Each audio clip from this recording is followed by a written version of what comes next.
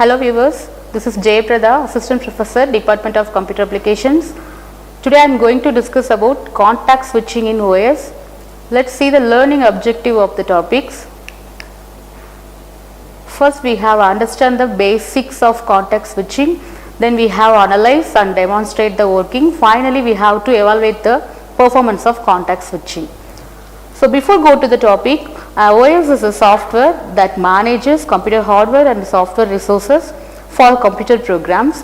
For that, OS have some key functions like process management, memory management, file system management and device management. From that, process management is a fundamental function of OS that handles the creation, scheduling and termination of a processes. During process management, the OS can do the context switching. Let's see the basic terms related to process management.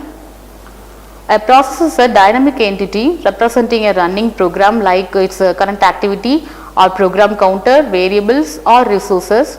During its life cycle, a process moves through various states like ready state, running state, terminator, waiting. These states are collectively referred to as process states. The transition from one state to another is known as state transition. The OS manages this transition and process execution using the components like dispatcher. Dispatcher is responsible for the switching of CPU from one process to another. The time taken to do the context switch is known as dispatch latency or dispatcher overhead. To manage each process effectively, the OS can maintain a PCB, that means process control block, which is also known as process descriptor, because it contains process ID, current state, program counter, scheduling priority, etc. So all PCBs are stored in a centralized data structure called the process table, which allows the OS to track and manage all active processes in the system. Next, see the concept of context switching. So context switching is the process in which an OS temporarily stops execution of one process and starts or resumes another process. It also saving the state of the current process and loading the state of the next process to use the CPU. This allows the system to perform multitask and also manage multiple processes effectively on a single CPU. To perform context switching, the kernel first save the execution context of the running process to the PCB, then load the ready process previous execution context from its PCB. Let's see the necessity of context switching. So context switching is necessary for OS for the many reasons, such as are multitasking, efficient resource management, fairness. Context switching allows multiple processes to run concurrently on a single CPU, which supports a wide range of applications like web browsers, email clients and video games. So this can prove that the multitasking is a necessity of context switching. Next one, it allows the OS to efficiently manage the CPU and other resources.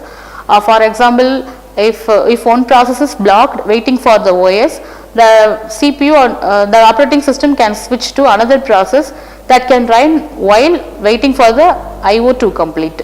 So this means the context switch can need for effective resource management. Then the context switch ensures that each process gets a fair share of the CPU's time. Without context switching, a single process could monopolize the CPU and then prevent other processes from running. So this can necessitate the fairness of context switching.